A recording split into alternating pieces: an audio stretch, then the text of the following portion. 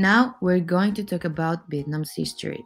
The first theory is that the Vietnamese people arise from the union of a dragon and a fairy, which gave rise to the birth of 100 children who populated the territory of the country, halfway between the mountains and the sea. This legend has served to create an awareness of unity in the country. The second theory is that the different people of Vietnam come from the same place, the mother's womb, which has served as an element equalizer between the different ethnic groups and beliefs of the country. Both opinions' function has been to intertwine the destinies of the different Vietnameses.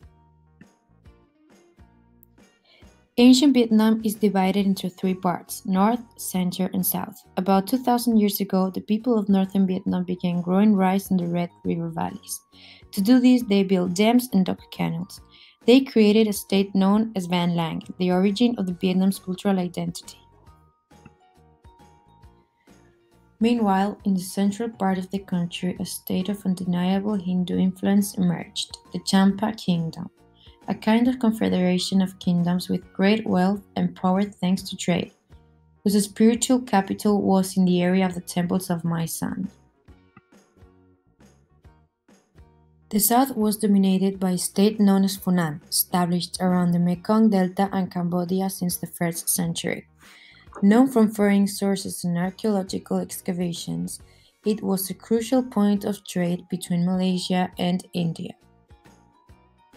China invaded the territories of northern Vietnam and subdued the Vietnamese people.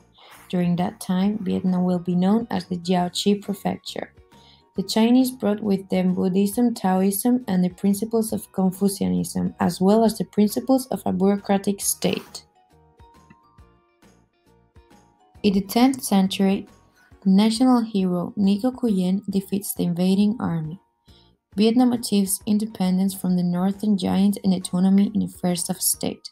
The late Tay Dao dynasty reigns in a period of splendor and progress. The northern kingdom begins with a march south, a process of expansion that will culminate in the annexation of the Champa Kingdom and the Khmer Kingdom of southern origin. The identity of the country will be strengthened with great figures such as King Loy. At the end, the Nguyen dynasty will end up imposing on the rest of the dynasties. The Nguyen dynasty ruled over one country from 1802. It established the capital in the imperial city of Hue. The Nguyen Mandate was a time of unification and prosperity, great works, and intense cultural activity. In the French colony period, the first foreigners were Portuguese, Jesuits, and missionaries. The French army would later come to help Nguyen in his fight for power. After the seizure of the Saigon in 1883, France established a protectorate over Vietnam and brought architecture, gastronomy, and culture. In the Vietnam War after independence, the country was divided into two parts, the Communist North and the Capitalist South. The latter refused to comply with the conditions of the Independence Treaty signed with the French transformed and mandate into a dictatorship. The clashes between the North and the South ended in the notorious Vietnam War. The country was the backdrop of an open war between the Soviet Union and the USA. Vietnam suffered one of the bloodiest wars in living memory.